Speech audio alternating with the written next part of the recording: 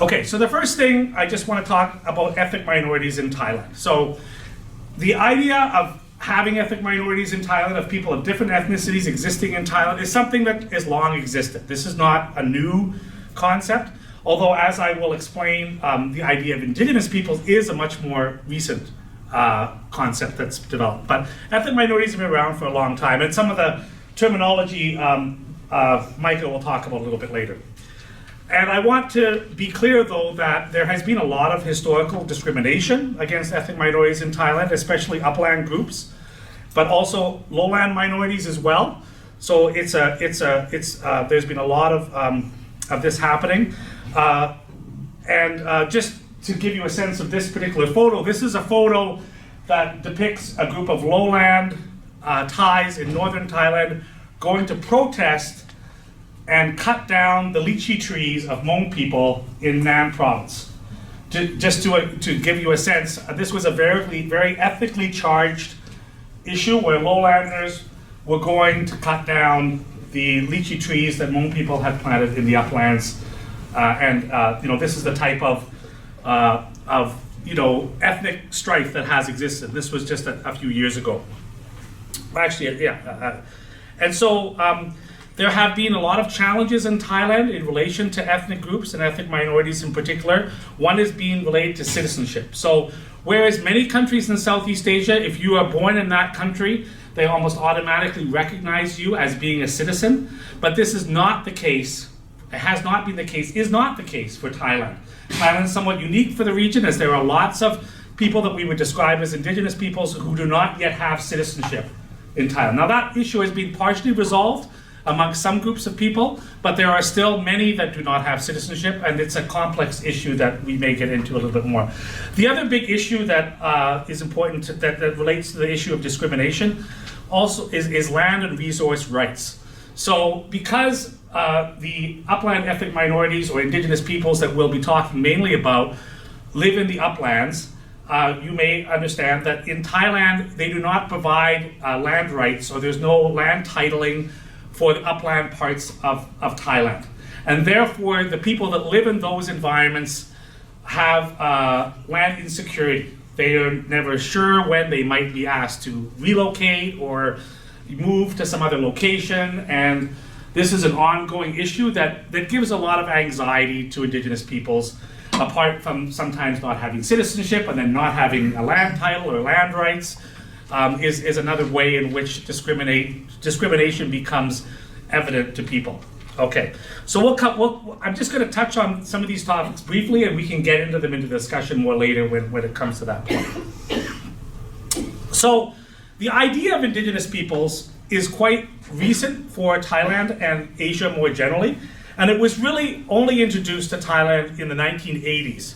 Through non-government organizations or NGOs who brought the idea to Thailand and started to organize meetings and workshops and conferences and other events to discuss this designation of what are indigenous peoples, who are indigenous peoples, and gradually, bringing in a lot of people that now self-identify as indigenous peoples in Thailand, right? So this is something that has been gradually developing in Thailand since the 1980s.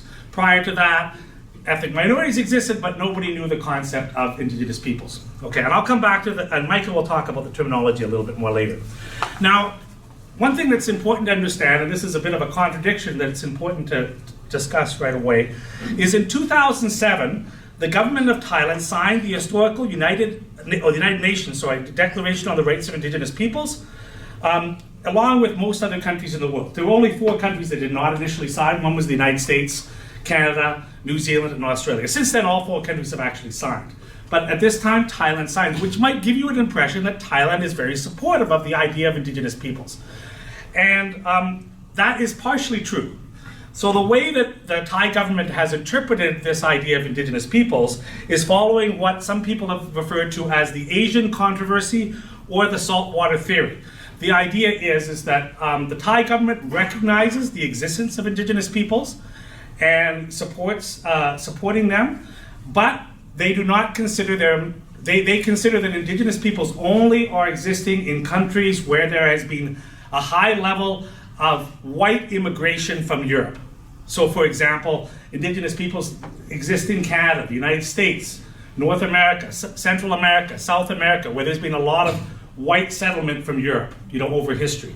Or in Australia, in New Zealand, right? They would recognize indigenous peoples as existing in those countries. But what they believe is that in Asia, because most of the inhabitants of a country like Thailand are originating in Asia, that this concept of indigeneity does not apply to Thailand.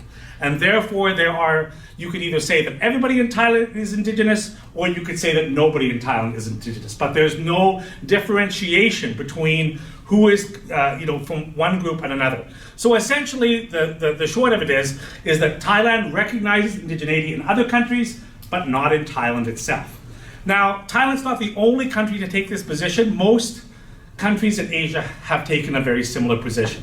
So that's the same for Laos, for Vietnam, for Indonesia. A lot of countries have taken a very similar position as this. So that's where the complexity begins. Now, in 2015, after the 2014 coup, the military government in Thailand was looking at preparing a new constitution. And one of the things that they included in a draft of that constitution was the idea that there would be a designation in the constitution called Chon Phön Mueang. And we'll come back to that. That was their kind of, there's another way to call indigenous people, which is Chon Phao Phön Mueang, but they called it Chon Phön Mueang, and they included it in the draft. And the indigenous organizations in Thailand were so happy. Like, they'd been fighting for years to get this designation. It looked like the government was finally going to recognize them as indigenous peoples. And then somebody whispered in the ear of somebody in Bangkok, and they removed it at the end, and it was not included in the final new constitution. So at present, the Constitution of Thailand does not recognize the existence of indigenous peoples, right? This is not a concept that the Thai government has agreed to for Thailand. Now, despite the fact that there's a lack of recognition of indigenous peoples in Thailand by the government, that does not mean that there is not a recognition of indigenous peoples by a lot of Thai citizens or people in Thailand, especially people who identify themselves as being indigenous peoples. And a large part of the reason for that has been to do with non-government organizations who have been operating in Thailand and have been promoting this idea not only in Thailand itself, but in the region more generally. And in particular, I just want to mention the Asian Indigenous Peoples Pact, or AIPP, which is a very prominent regional organization based in Chiang Mai that has played a huge role in promoting the idea of indigenous peoples, not only in Thailand, but in other countries in the region more generally. And so they've played a big role in doing that. And then in terms of a national NGO in Thailand, the Intermountain People's Education and Culture Organization in Thailand, or IMPACT, which is also based in Chiang Mai, has also played a very important role in promoting the idea of indigenous peoples in Thailand. And there are right now at least 3 drafts of legislation that has been drafted by different people to potentially recognize the existence of indigenous peoples in Thailand, but that legislation has not been supported by the government to this point. But there are people that have been trying to prepare legislation and promote that with the hope that one of these days the Thai government will recognize that. But for now, it hasn't happened. You're at 10, you're best. Okay, sorry. Part of it was the introduction. Okay, sorry. Okay, so I'll just go quickly. Yeah. So the government. But the other thing that's a bit of a contradiction is that the Thai government does recognize special cultural zones for the Karen and ethnic group and the Morton people, or the Sea Gypsies of southern Thailand. I won't go into that in detail, but that's one of the contradictions. They don't recognize indigenous peoples, but there has been a cabinet decision to recognize 2 minority groups in the country. Not as indigenous peoples, but with some special status. And there's also been government departments and units within the government that have promoted Indigenous Peoples Day and other events associated with Indigenous peoples. So that's another kind of contradiction. And finally, I would say that the idea of indigeneity is not evenly spread amongst Thailand. It depends on where NGOs have been working. Some people understand the concept very well. In other places, they never heard of it, right? And there's a big difference in different locations compared to a lot of factors. Okay, I'll invite Micah up now to continue.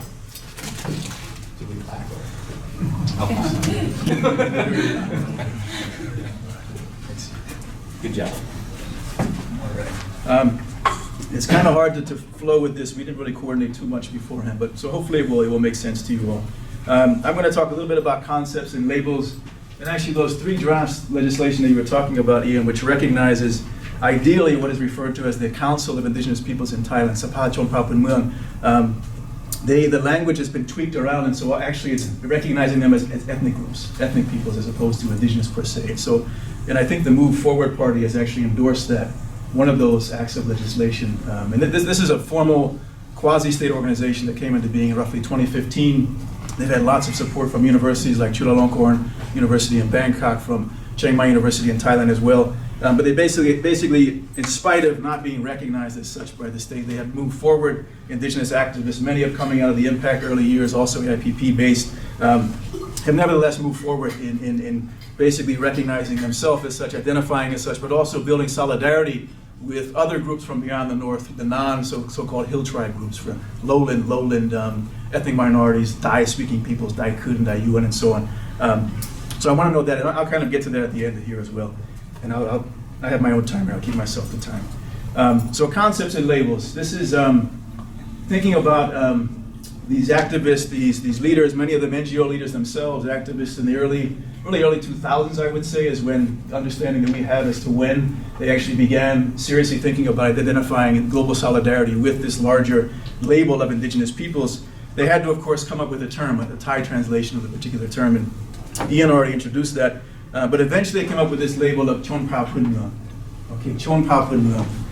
If we break this down, Chon people, Pao tribe or tribal, and then Pun Mueang local indigenous. So you can see even in the active translation, the meaning, significance of this particular term has changed. It's been transformed in terms of carrying forth this label of tribe or tribal, which indigenous peoples in other parts of the world have long rejected, because they see it as denoting a kind of non-state type of identity, a non-complex, a more primitive type of identity. And within the movement, there have been debates as to whether or not to use that particular term, Pao, right? But it also steps on the foot of people, for example, the Kon Mueang in the north, for example, who are recognized as people of the principalities and so forth. So it reflects a sensitivity, both not only to the Thai national vernacular terrain, but also to the local terrain in the north, where you have other peoples who already have that label of being the Kon Mueang, the sort of people of the principalities and so forth. But ultimately, as Ian and I co-authored a piece, this is ultimately in some ways about distancing themselves from this label of hill tribes, this very derogatory, stigmatized, stereotyped discourse of Chow Cow, which literally refers to both people of the mountains, but also to them, right, as opposed to us, right? So that there's this deep, and this is a discourse that goes back to at least the 1950s. Prior to that time, you had the discourse of Konba, the forest peoples, and so forth. But this discourse, which really comes into being during the Cold War, is very stigmatizing, and it labels them and stigmatizes them as problems in relation to being not only transgressors of national borders, but also destroyers of national forests, of drug producers and traffickers and so forth. And that discourse continues and is still very prevalent today. So a big part of this is about self-identifying as a label that they deem to be appropriate and reflects their sense of dignity and pride, but also puts them in conversation and solidarity with this global indigenous peoples movement, right, which is centered in many ways on the UN, where you lobby at the UN to bring pressure to bear on your local home government, which is where it really counts at the end of the day in terms of constitutional recognition and so forth. So it's really about distancing themselves, not only about identifying in solidarity as indigenous peoples, but also about distancing themselves from other discourses that have been very stigmatizing and very, very violent and destructive in terms of recent Thai history. There's another label of Glum Chatipan, and this term, this concept, from my understanding, was coined by Thai academics in the 1990s.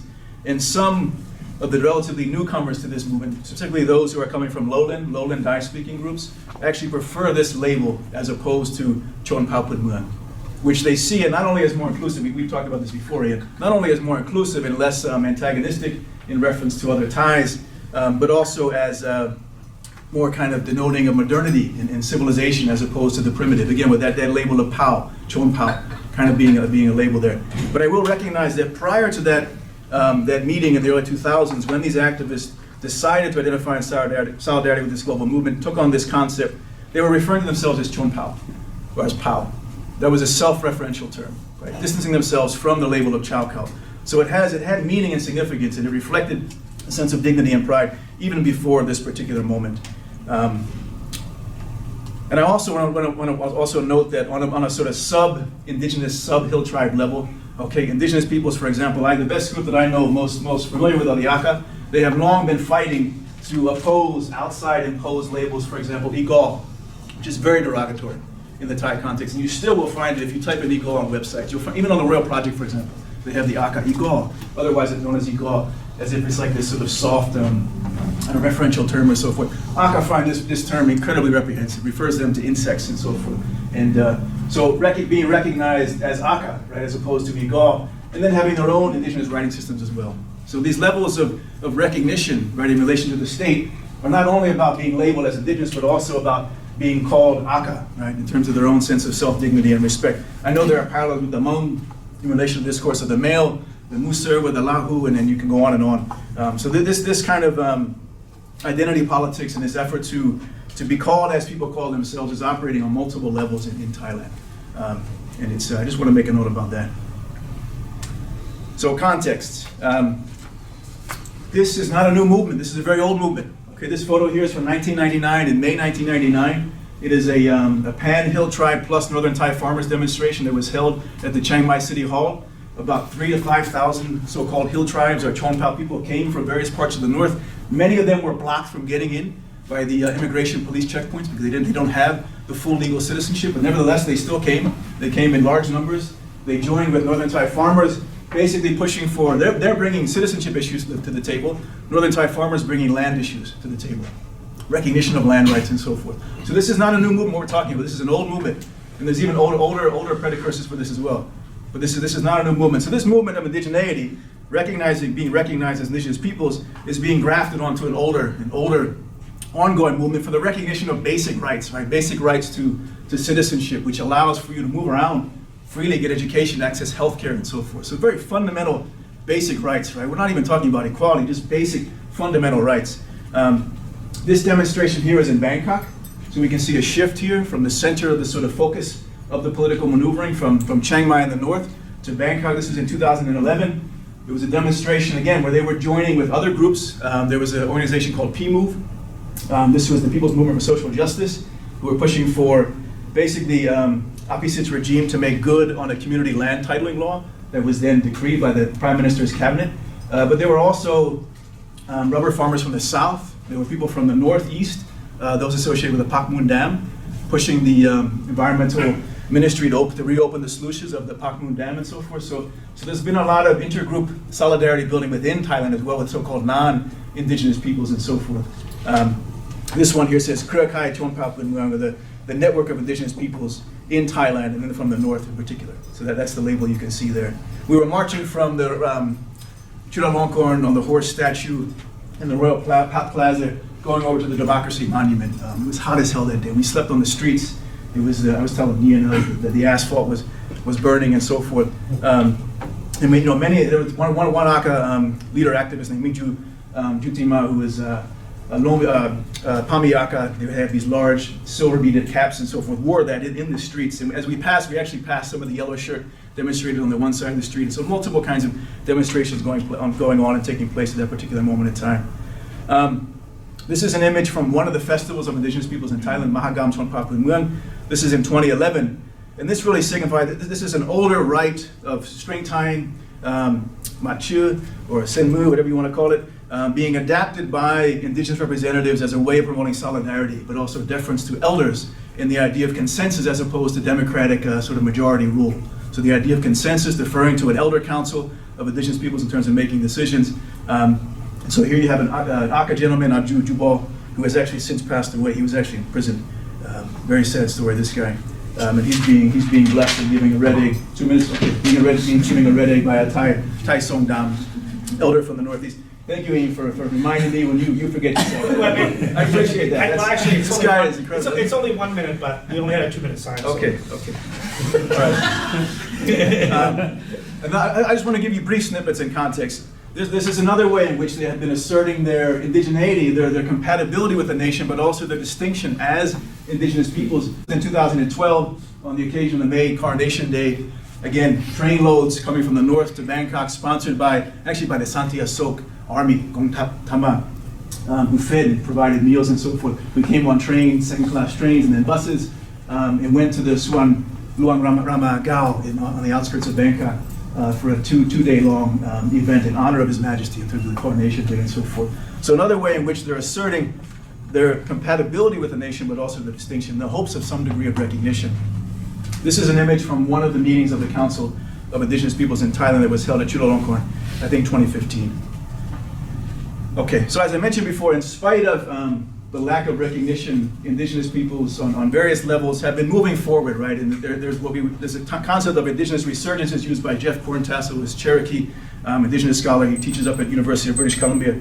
And so I just want to note here that this is happening in terms of reference to Aka in particular, but also Hmong, also Lahu, and it's happening across borders. Okay, so in spite of this lack of official recognition by the state, Aka are doing things like revitalizing culture, revitalizing language, coming together, bringing youth together from throughout the region to talk about developing a common writing system, for example, talking about genealogy, recording their genealogy, which go across borders and across time as well. This is from a convention in China in 2012.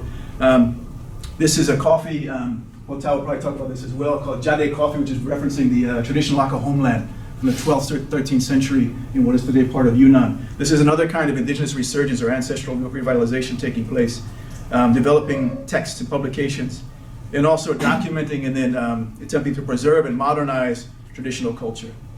And I'll stop there. Okay.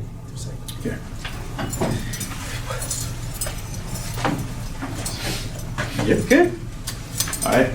Well, since I'm graduating, I just wanted to share this. Stay up there because he's got the camera on you. Oh yeah, okay. Wait. Oh yeah, my bad. Okay. All right. I just wanted to share this before I go into it. Lost in translation, our language is fading. Misplaced in this cage, we engage up the mountains and breathe in the clouds. Hence, breathe from Pandal. Travel in spirals and follow the sky flow. Adapt to the pyro, survival, denial, demise. The high road hill tribe will never die. We will never die. So I just want to go into the Hmong people. So my perspectives of indigeneity, Hmong perspectives of indigeneity in Thailand. And it's rooted in this concept of transnational alienation, which is referenced from Gary Lee and Ian.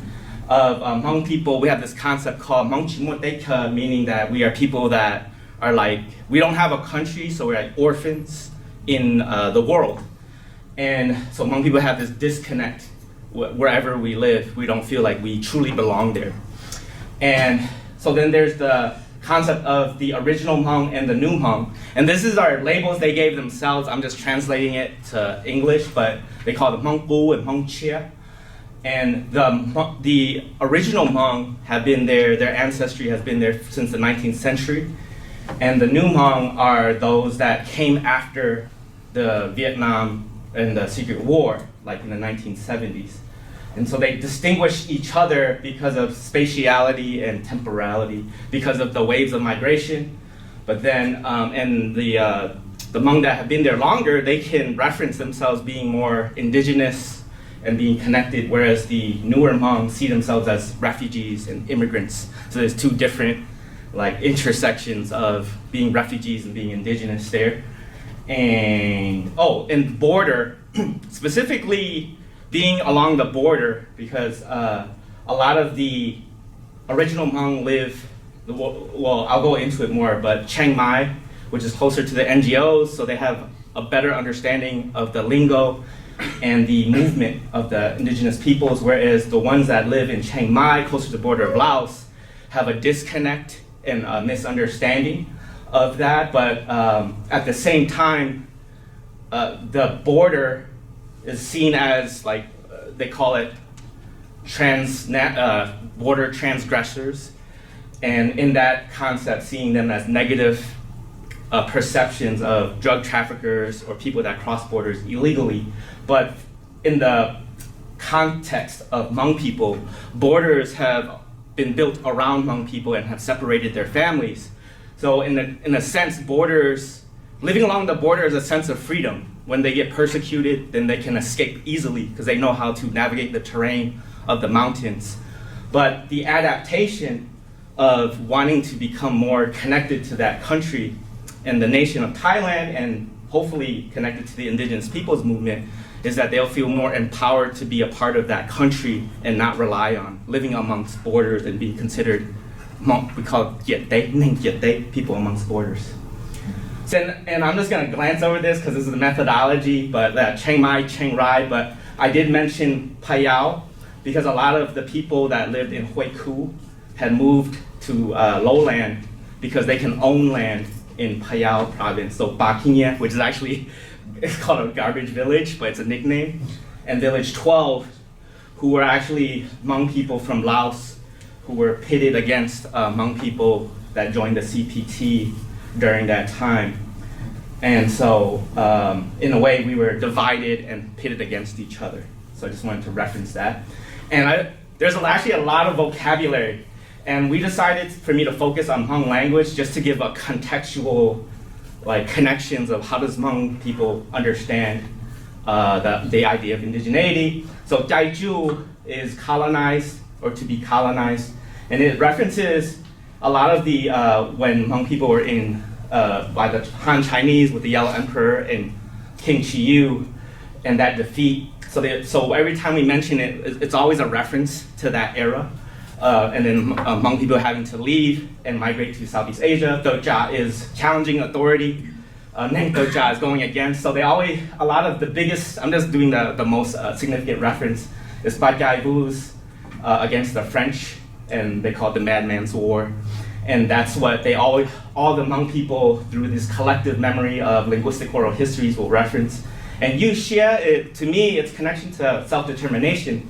Because when Hmong people wanted to live free, they did go up into the mountains so they can be away from the pollution, restrictions, and political issues. And that's been kind of a trademark of Hmong people and other hill tribes throughout history. So they use Nyal Yu Xie, and they actually say, they don't want to be a slave to whatever country they live in. So they want to live in the mountains. And they reference China, but they also use that to reference Thailand because they can't make enough money just living in the city. So they have to go back into the mountain, like college graduates will go back into the mountains because they can actually live more freely. And then lastly, or the last two I want to make sure I reference is Prasit Nipricha, the Ajahn professor in Chiang Mai University. He actually invented a word called gu bai, which means carry signs. I think that might be a Lao word too, but carry signs, and it's a mix of Hmong and Lao, but it's a reference to a lot of protests of the indigenous peoples movement. And people protest here in the United States too, but we don't actually create a word for protest, but goodbye is a word that he invented. And lastly, Neng Toshia, which I think is the most connected to indigenous people, has always referenced tribal people that live in the mountains. So, because Hmong people have always lived neighboring like the Mien and the Aka, the Khmu throughout history, so we always reference other people that live in the mountains amongst us as Neng Toshia. So every time we mention it, that's what we reference. And it references people that have lived there, like their ancestry and their connection to the land, versus, there's actually villages, Chinese villages up in Puchifa, for example, but we don't refer to them as Neng Toshia because we see them as people that have villages but not like hill tribe, right? And then lastly, there's this word that was invented by one of the participants in Mesa Mai, which is Tho Tia, because I referenced that, there's indigenous people that live on flatland now too, not just in the mountains, and he created this word called Neng Tho Tia.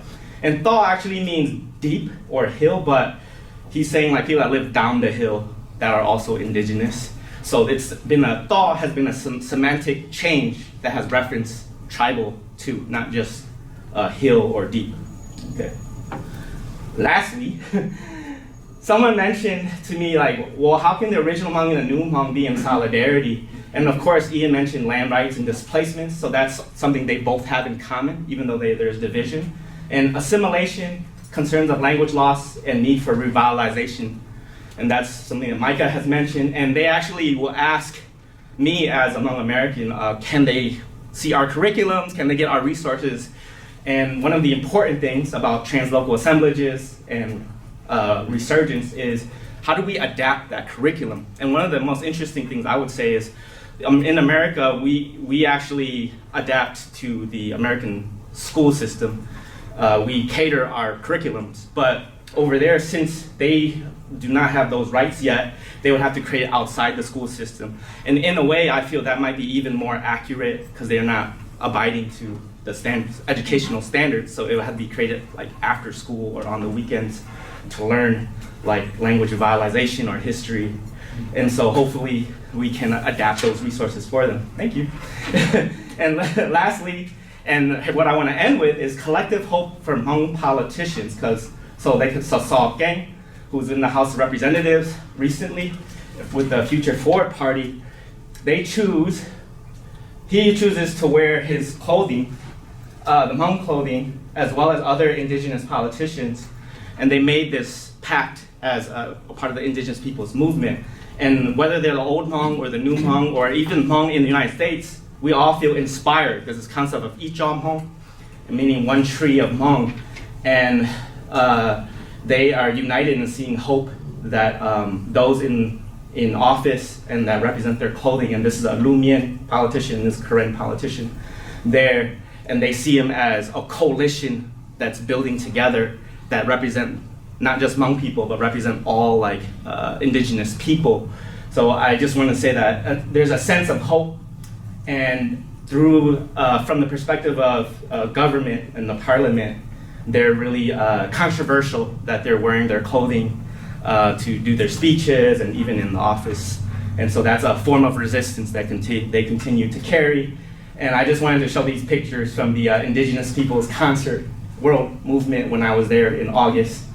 And this is Dr. Chi, the ethnomusicologist, Karen, and that this cross-cultural exchange, and this is what I'll end with, is that's the most powerful aspect I saw, because these are youth in indigenous to southern Thailand who are sharing their resources for cross-cultural language revitalization to other indigenous groups. So thank you.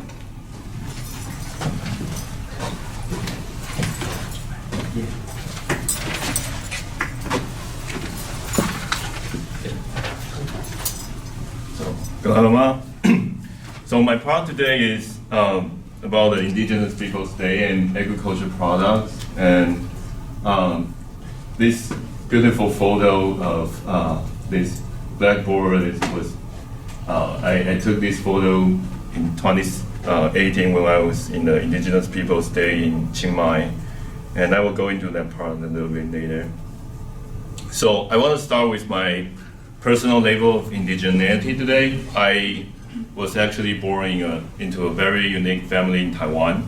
My grandmother was Hakka, and she was born in Burma, and she later on went to Taiwan in 1960 with the KMT Army Group. And I went back to Thailand in 2017, and with my uncles to meet with my relatives and my grandmother's elder sister, and it was the time that I first learned the language and all the history about my family and how to be an Aka. And my grandmother's elder sister also told me the 26 generations of my ancestors. And I want to show you a little bit about this video because she just passed away a few months ago.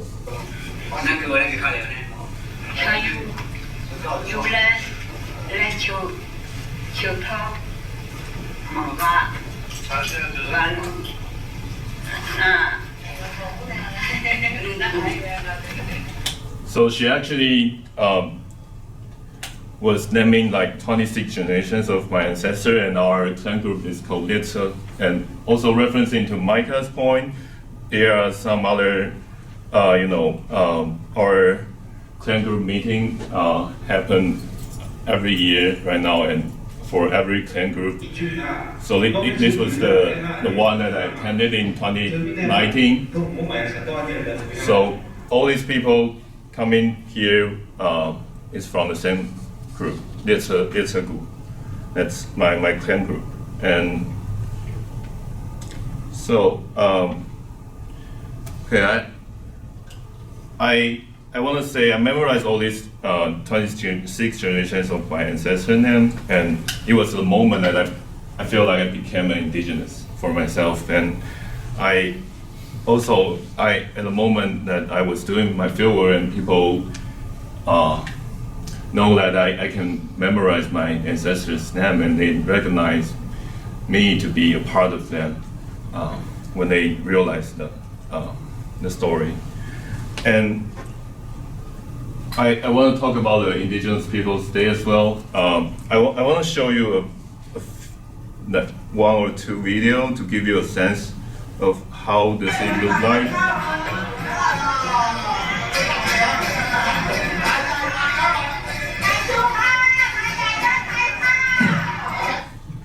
So I actually went there with a group of Aka NGO, and as you can see, there are actually lots of different ethnic groups in that meeting, and it was quite performative, but in a sense, it's quite empowering as well.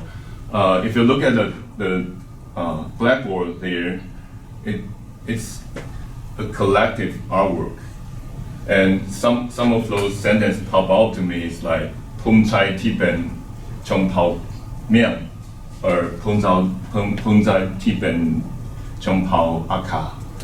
Like it means proud to be Aka, proud to be as indigenous, and this kind of pride was not actually common in the past, because in the past it's more Chao Kao, when it is like a derogatory or inferior identity, and there's so many languages in the blackboard. And like here you can see Lahache, like happiness, made in Aka, yeah.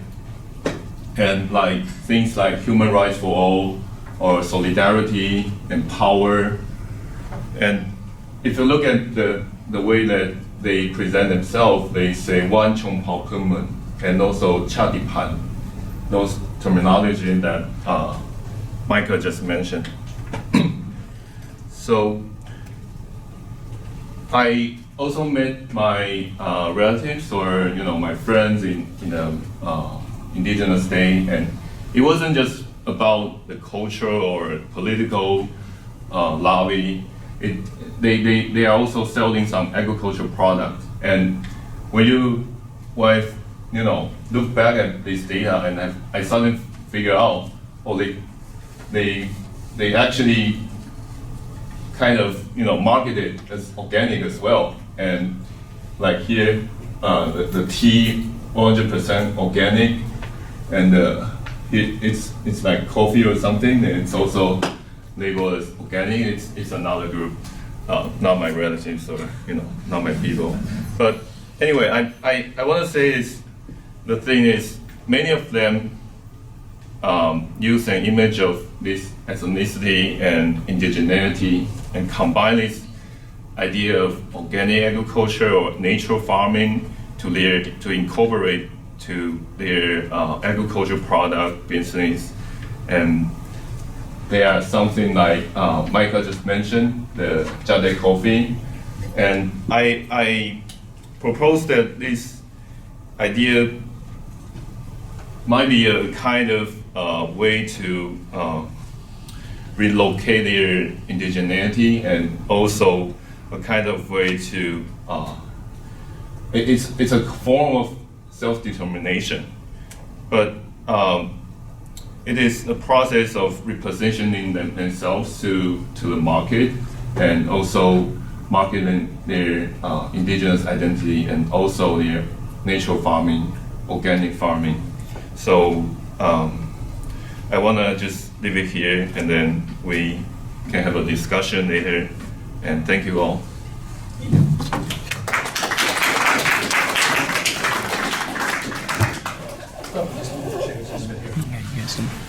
I'm gonna open up this.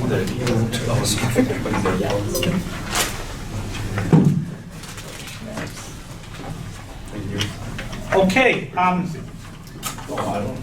we can have some questions, and all of us will try to remember to repeat our questions so that they're recorded as well. But please keep your questions relatively short so we're able to repeat them in a reasonable way. They don't have to be questions only, they can also be comments or other types of discussion area. Okay, Tongchai. First thing for Ian, you mentioned that there's never been a term for Khmer or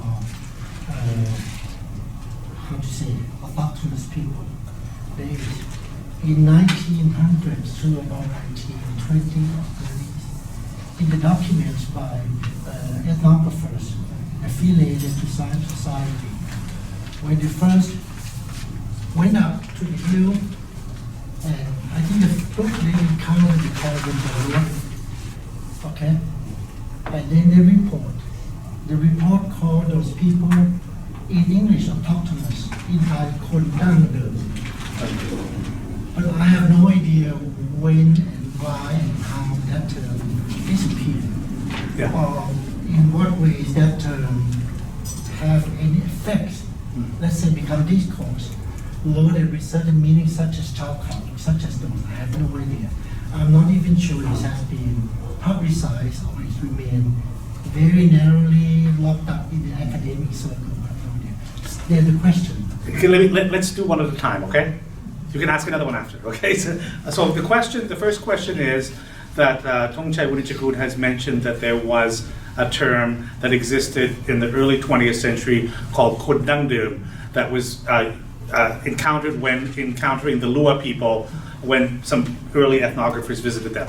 So let me take the opportunity to expand a little bit on this. So Kondangdum means, the old people, the original people. It could also be translated as indigenous people in that sense.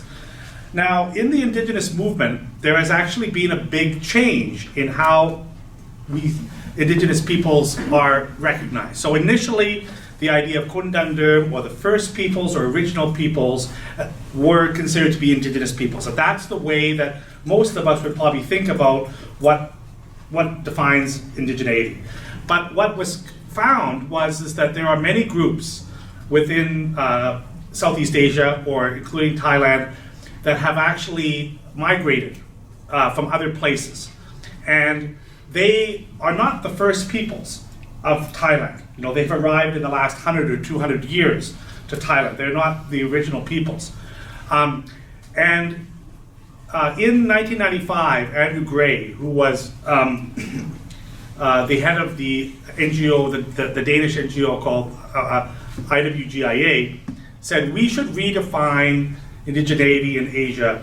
It shouldn't just be about the first peoples, it should be about people who have been colonized over history. People who have always been under the power of larger ethnic groups and presumably nation states. What that opens up the opportunity is for people who have been forced to migrate, often not for the fault of their own, but because of other more powerful people forcing them to leave. This is so certainly the case with the Hmong and other groups who have had to move, not because they necessarily wanted to, but because they were obliged to. And so nowadays, the idea of being indigenous is not only about being the first place in the place that you live, but many people are understanding as being, we are the people that have been subjected to state and outside control for our history.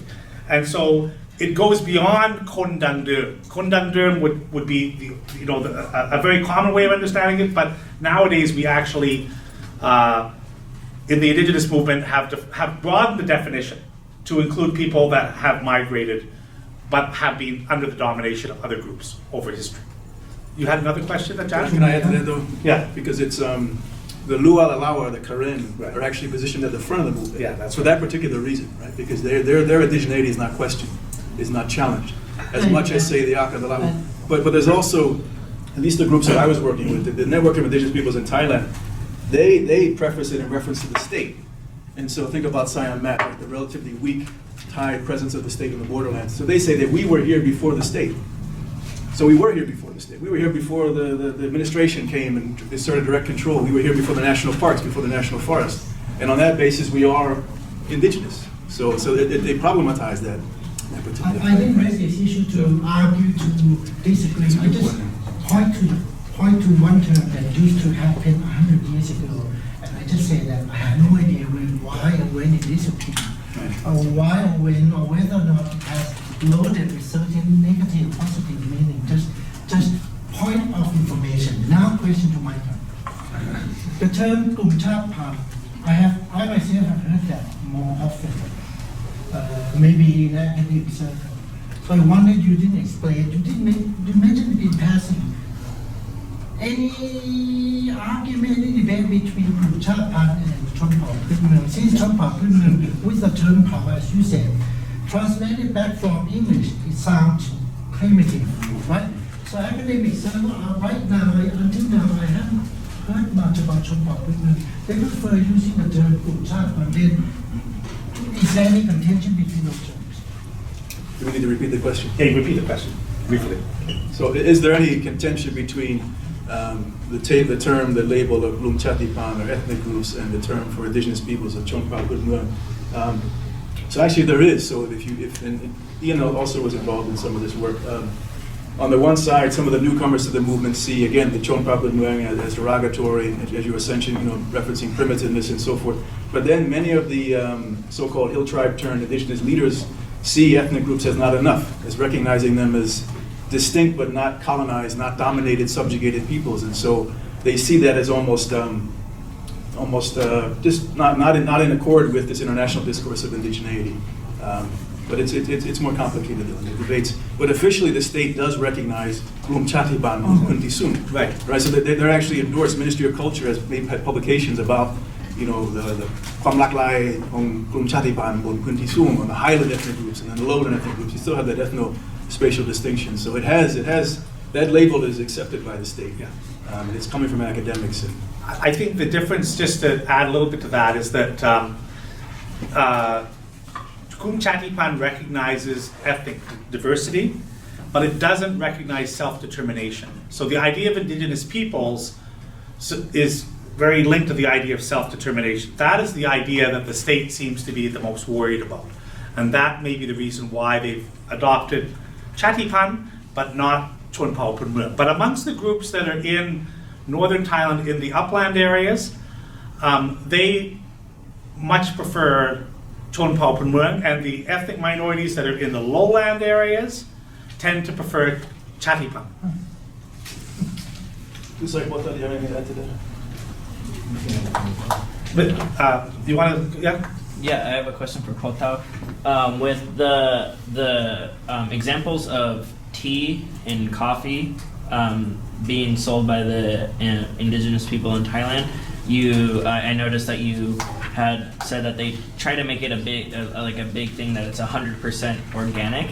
Now, my question is that more so like to appeal to an audience to show, hey, we insert indigenous tribe made this coffee, we are visible, we are here, for visibility, or is it more so from a material standpoint of trying to raise market prices? Is it both? So I don't think you'd have to repeat it. I think I'm pretty close to it. Okay, Yeah. I tried to keep it short. I think it's both, because in the past, if we didn't mention this big, but in the Chow Cow has a connotation that they are practicing Sweden farming, and they are the forest destroyers, especially the Hmong or the Akha living in the highlands, and nowadays they are trying to use this kind of image of natural farming or organic and ties it to their indigeneity, because actually indigenous peoples worldwide has the kind of environmental stewardship, like in America or somewhere else. But in Thailand, it was the opposite. That when you talk about ethnic minorities, people think about Sweden farming and all these opium plantation, and I feel like they are trying to get a certain legitimacy of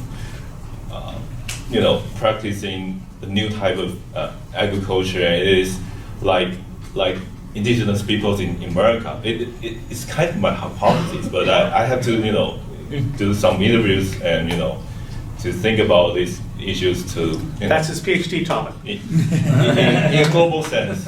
And, So- yeah. Peter Swift?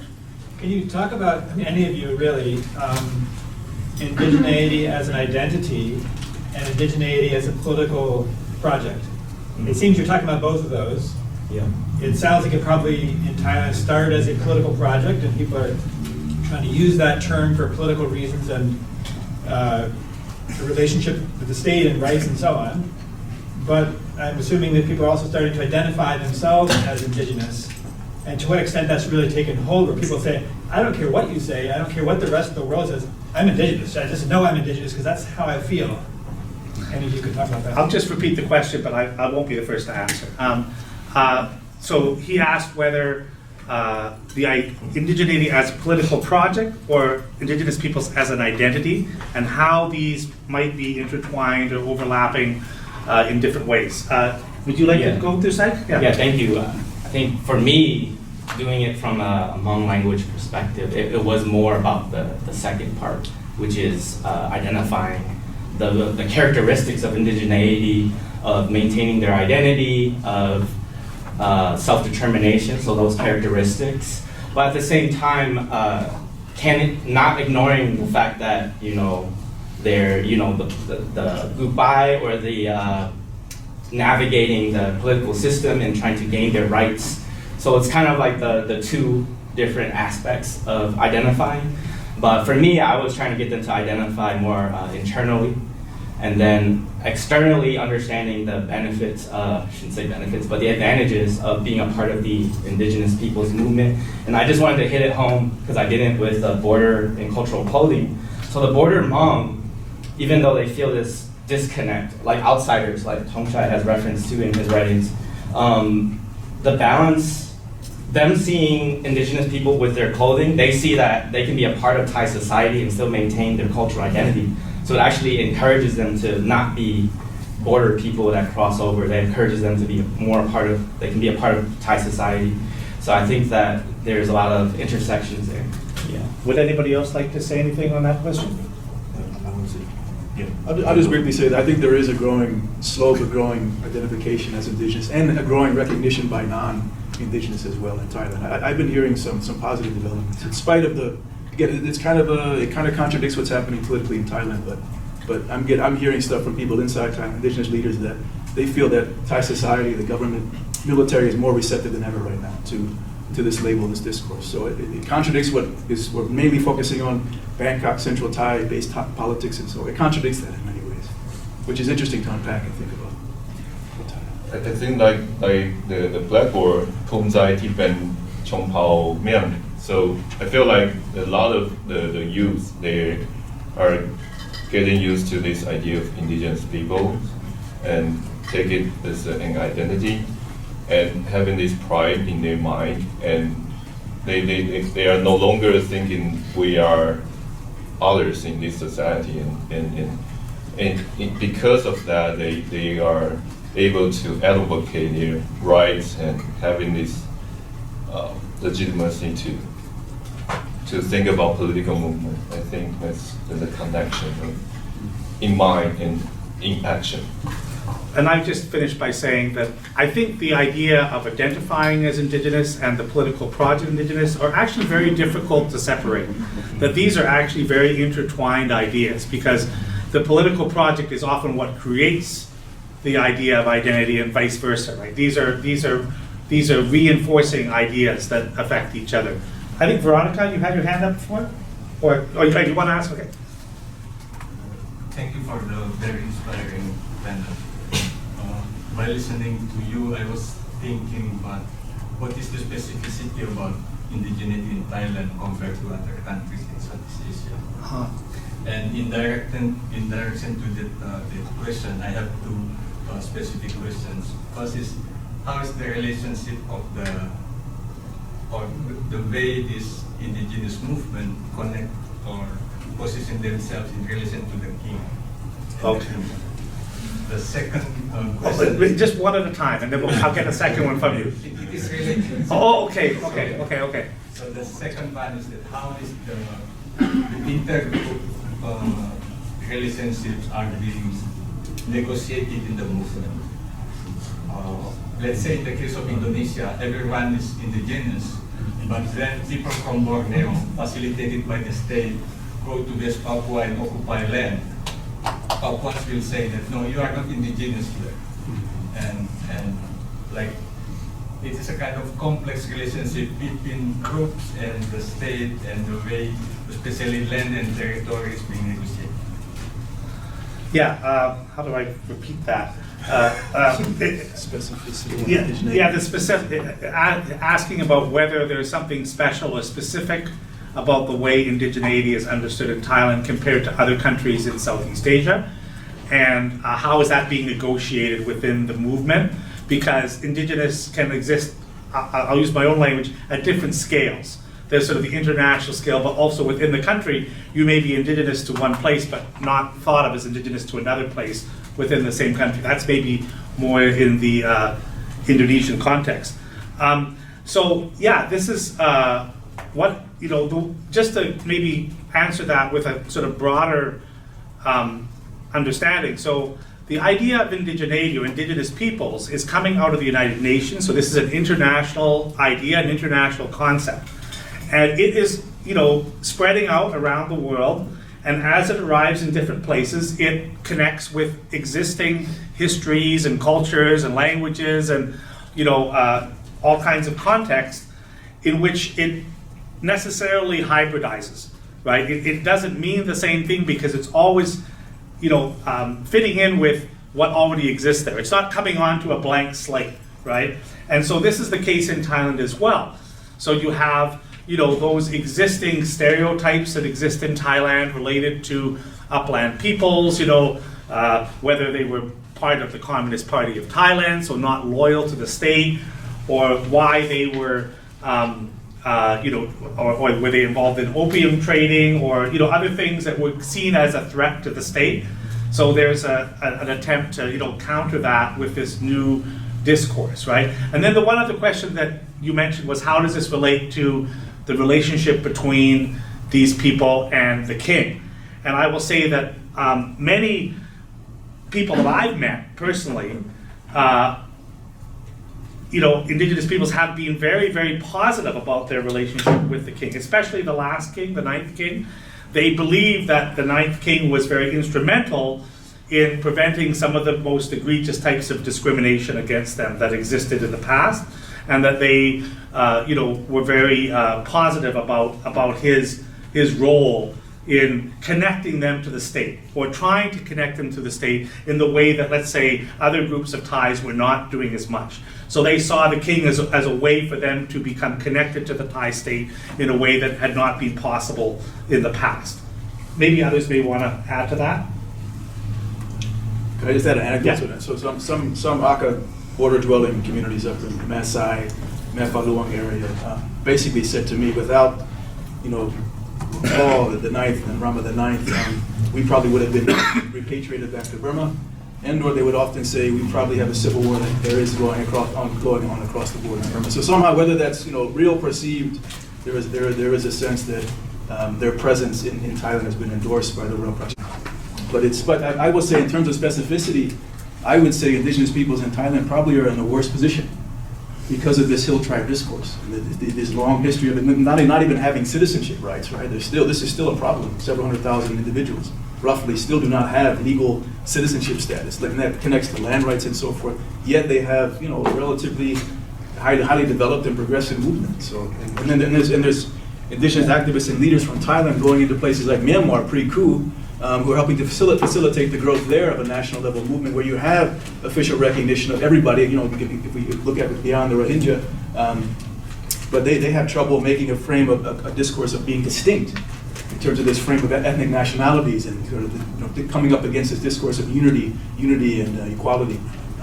So I would say in some ways the specificities that label of discourse, that degree of marginalization, exclusion is really intense in the Thai context. And I'll just add one more thing, which is that one unique thing I would say that's different about other countries is this translation of indigeneity as Chun Pao Pun Muang has been highly controversial because the terminology is not easily understood by a lot of Thai people, even amongst indigenous peoples themselves. And we've done some research to show that. And so there have been efforts to think about redefining, creating a new term. And there's been some debate amongst some of the leaders of the movement. And there's been some new terms proposed, including by Ajahn Prasit. None of them have caught on so far, and some of them seem to solve some problem and create another problem. It's been hard to come up with a term that really works in a way. But in contrast to that, in Cambodia, it was quite different. I was involved in Cambodia when they were working to come up with the word in Khmer for indigenous peoples there. And they were very conscious when they were coming up with that term on how is the majority going to think about this term when we come up with it. And so they were much more conscious, I think, than in Thailand. Even though the movement in Thailand was much stronger, the term was weaker. And in Thailand, they came up with, in Cambodia, they came up with a term that basically said, we're like the original minority, and then the Khmers were said to be the original majority, and that was something that Khmer people could accept, and so it made the movement and the laws that supported indigenous peoples get through the government much more easily than it's been the case in Thailand. But like I said, they've tried to think about new terms. There's no consensus on that. There's a lot of debate continuing on about what terms should be used, and there's no resolution yet about that. But that's something that people are talking about. Catherine? So I've been thinking as this presentation was going on. So basically, I'd say since 1932, the project of the Thai government was to homogenize the population, turn everybody into Thai. And I've been wondering, how would history or contemporary politics be different if the extent to which the earlier population were war captives was part of the consciousness of, it was in the curriculum, it would be talked about. So just like in my district, individual villages, I can basically point, this one is historically Lawat, this is Kun, this is Shan, this is Yong, this is Mon. But that consciousness, it's there within each village, but not something, so they would all get lumped out as being Punmu. So it's just a, I have no idea how I would answer that myself. So Catherine Barry has a question about what if we thought about war captives in her particular area in northern Thailand. There are groups that were war captives in the past who are now recognized as as being mountain peoples from different places in the past. Now they've sort of taken on this new identity of Pern Muang, which is not related to Chon Pao Pern Muang, indigenous people, but more like they're a particular group within other Muang people, I presume, and asking how thinking about that might change our understanding of this. And she's not quite sure how she would answer her own question. I'm not quite sure either. I don't know. Does anybody else know how to answer this? But we're seeing groups like Thai Song Dam and Thai Kun also joining this movement, and they're coming to the movement because they feel like their distinct histories and languages have been kind of assimilated and washed over by the Central Thai, Bangkok, Buddhist discourse and hierarchy. So there's something, and then there's also Thai Yuan are joining Thai Lu from Lamphun and so forth. So I don't know if it goes out to Sampatong where you work or not, but we're seeing at least some in those groups also saying our distinct Thai identity has been kind of whitewashed and suppressed by this Thai Bangkok-centric discourse, and they're not coming for land rights and citizenship. They're coming more for cultural rights and about dress. We want our children to dress like the Thai Yong and speak the language, and they feel that's been suppressed by the Thai state. Let me just also mention, one of the things that Catherine mentioned at first is that Thailand has had this policy or to sort of assimilate since 1932. And that was sort of the precursor to the question. And I would say this, I think that's actually one of the unique things about Thailand in Southeast Asia, is exactly the opposite. That in fact, all the other countries in Southeast Asia have made an attempt to give citizenship and maybe suppress their ethnicities but make them nationals of the country. All the other countries have done that except for Thailand. Thailand's the only country that has not given citizenship easily to uplanders and is actually, they don't, all the other countries have terms for these countries, that these people that include the national name of the country. And they did try to create a term like that. The King Rama IX tried to create a group called the Thai. Right. Mountain Thai tried to create that term. It didn't stick. But there was an attempt to do that, but only much, much later compared to other countries. So Thailand has actually been the country that has been the least trying to assimilate the upland peoples.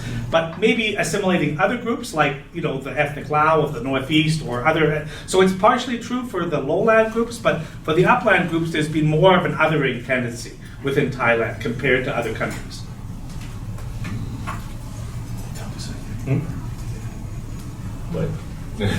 No. Other questions? Other question? I could say Veronica? Thank you so much for wonderful presentation. So I just have one question in regard to the spatial cultural zone status and what does it entail? Is it like some sort of like spatial autonomy? Yes. So the question comes from Veronica, and she's asking about the cultural zones that were declared by the Thai cabinet for the Karen and the Mulken. With Apisits. Yeah, and so what those are is basically creating zones, so provinces. So saying that if there are provinces, there are a few provinces that have large numbers of Karen or have Mulken, that the governor, they're supposed to create a committee in that province that would provide some cultural support and would help to allow them to support revitalization of language and culture. It was, designated in a kind of general way, and my understanding is that it hasn't been nearly as successful as some people hoped it would be, but that was a kind of designation that we are going to recognize that you have some cultural specificities that we want to support in a kind of a vague way. It has led to some, at least some rhetoric that is supportive of that. But not a lot of real big concrete changes like land rights and things like that, but has nevertheless had some positive, shows that the government is at least somewhat interested in these groups. But it's notable that these two groups that they included are groups that are definitely original peoples, that there's no question about them migrating from other countries in recent history. And if that, it would be much more difficult for other groups like Aka or Hmong to get that kind of designation. So a lot of the indigenous movement has not been, they don't want, to perpetuate that. They would like something much more than that because it only includes some groups and could actually divide the movement potentially. That's true, but even the Karen in Gang Prajan, their village was torched. They had evidence of being there 100 plus years. I don't think that province even created a committee though in the first place. No, but I'm just saying, even though the Karen are recognized as indigenous, they were their villages were torched. They became refugees overnight. Yeah. So I think that the situation in Thailand is there is not this the questioning the belonging is questioned. Yeah. Right. That makes it distinct from other parts of Southeast Asia. Yeah. Where the belonging in Cambodia, maybe people can accept the indigenous minority because they're not stepping on their toes. I think it's that lack of recognition. Yeah. Someone told me we had a COTS meeting here last semester, and we had a panel on indigeneity, and I don't know who it was. They said one of the Thai scholars coming from Thailand afterwards said, "There's no way the Hmong are indigenous. I can't ethically accept that." They said that, on the side during a dinner or something. And it was one of my students who told me. It was one of the students who went along to the house and so forth. So you have to recognize that discourse of exclusion, that these are people who don't belong. They don't deserve rights, And then you have the Thai government saying, no, they're equal, just like everybody else and they're citizens. But then they respond to UN complaints as if, they say, no, the hill tribes are not indigenous to Thailand. They are trespassers, official discourse. So, but yet they say we're all equal, we're all citizens. And then you have a growing number who are becoming citizens and who are voting. And so they're becoming fluent in Thai language and society and vernaculars and cultures, and they are the ones who are really leading this particular movement. So it's dynamic and it's changing, and I think that's why we're seeing what's the term now? Future forward, move forward. I forget the terminology.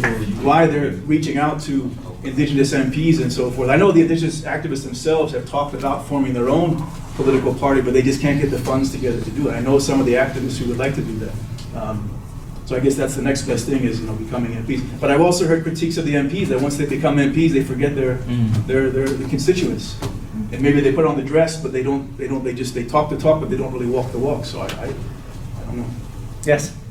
Thank you for the talk. I'm wondering about the central Thai government itself. I'm wondering about, can you talk more about what are some reasons that the movement are using to convince the government to agree that they should recognize the indigenous people legally? And my concern is that I feel like in the history, sometime in the state, when Thai state want to recognize the indigenous people or local people, sometimes they come with malicious intent, sometimes it's come with economic exploitation or political exploitation, for the national discourse and stuff. And I feel and I am wondering about okay, what are some ways that indigenous people thinking about that are planning to maybe protect themselves from the central exploitation in a way, or is there any conversation about self-governing district kind of stuff? Because it seems asking for right and citizenship still stick to that idea of nation, national borders, why these are. So we have a question now about sort of the engagement with the central government and how does the central government understand this. And I'll just tell a very short story to try to make the situation somewhat clearer. So when they did put that term, Chon Pun Mueang, into the draft constitution, at that time the military government was trying to gain more recognition, and so they were trying to claim that they were going to support LGBTQ rights and minority rights, etc., etc. They put that in there. And I heard a story from a Hmong man who lives in Thailand, who was working for the government, who heard that they were ready to bring it through, and then there was an advisor to the government who said to the government, oh, you better take that out of there, because if you put that in there, you're going to be recognizing self-determination of these people, and you're going to have a lot of trouble with them moving forward, because they are going to be empowered to demand rights. And that was apparently the reason they were. So this is the idea of self-determination, or the idea that you mentioned also about potentially having self-governing areas or autonomous areas. This is something that the Thai government is worried about, or has been worried about. I think the indigenous movement, on the other hand, is not interested in creating an indigenous state within Thailand, and in fact, this would be counterproductive to their efforts. Most indigenous movements around the world are not so much interested in creating a new state or a separate state, but trying to be recognized within the state that they're already in. And this is certainly the case for Thailand. But this fear that there might be some kind of separatism or some kind of compromising national security has been an ongoing issue, although it's not really founded in reality. But it's certainly, so that's more, I hope that helps to make that clearer. David? Yeah, you want to answer? Or no, go. I just want to make a comment. I think some of us don't know. In Thailand, you can't use your ethnic name legally. You have to have a Thai name, right? Until recently, I think it's changed. Did they change it completely? Well, I know people that do use it, but you're right though. Until very recently. So you can't tell by names, ethnicity necessarily. You could if you knew the kind of origins of how the names are set up. Well, what they do, they still allow this now. You can actually use for example, there's lots of Hmong people that say, Seva, Shom, you can say you're a clan and you can use that as a last name, which definitely identifies you as being Hmong, for example. So there are ways that names will definitely identify you, but I think the most important thing to understand is that many indigenous peoples in Thailand will tell you that they need to adopt Thai names, because if they don't adopt the Thai name, they believe they will be discriminated from education, from employment, from all kinds of other things, right? So they believe that it's a necessary thing, and they're definitely many of them are resentful about it, but they feel it's necessary for them to do this to try to prevent some of the discrimination. I mean, our talk today is about indigeneity, but I was also going back on my time in the Continental, where the Vietnamese, ethnic Vietnamese, I wouldn't know it by their names because they couldn't use the Vietnamese names. Maybe we have one last very short question. We got to finish up here, but Tom Chang? It's not a question, it's okay. Okay, comment is fine. Good, even better. My last name doesn't have any meaning because it's part of the policy to change Chinese into Thai. And when district officer misspelled my last name, my father, my parents who are illiterate, they don't know. So it sticks, even though it doesn't have any meaning, because they don't know. It sticks that way. Many others have meaning or no meaning in the same way. This is much larger than indigenous people. Yeah. It's all kind of, I would call it, whether or not you buy it, homogeneity paranoia.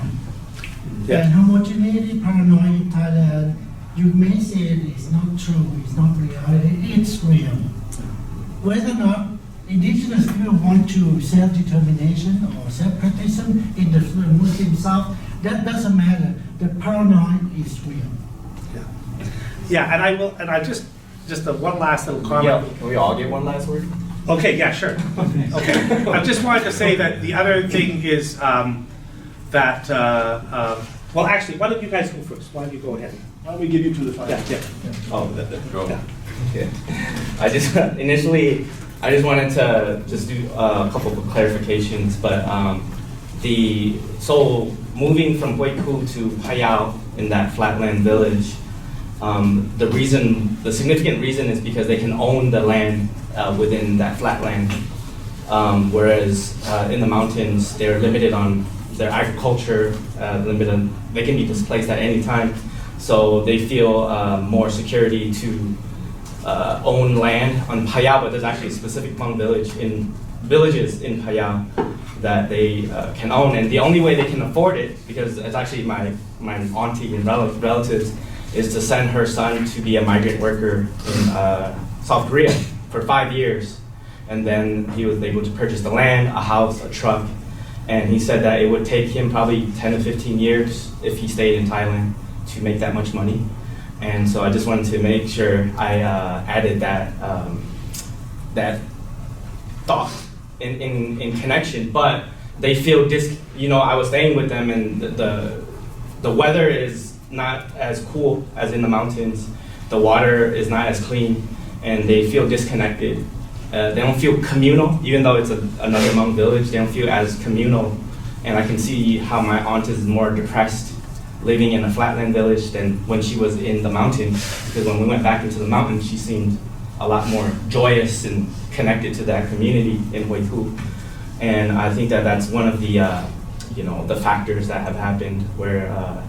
And their children go to schools where they're not amongst other Hmong children, so they kind of assimilate a lot faster.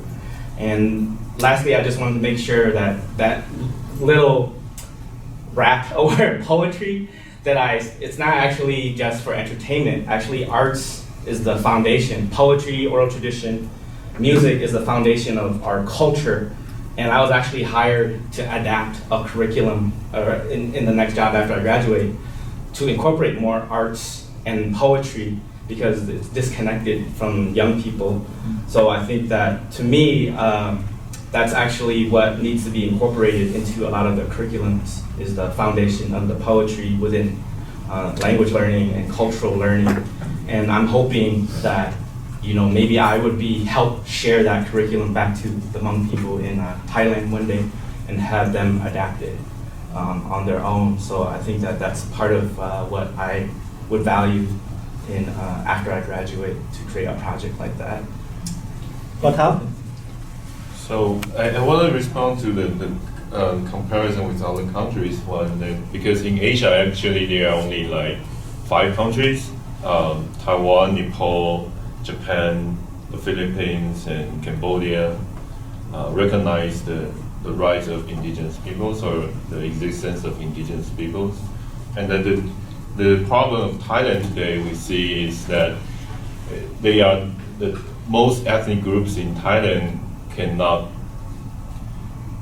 claim the first people's ideas in Thailand, and it became a very big issue that the government is not able to accept this idea unless somebody can say I'm the first one here. But it's kind of changing now that we should think this idea to be more towards marginalized people, colonized peoples who historically suffer from discrimination and other things like lack of citizenship, stuff like that. And yeah, that's probably the last word. Okay, we should probably finish now. So thanks everyone for coming. And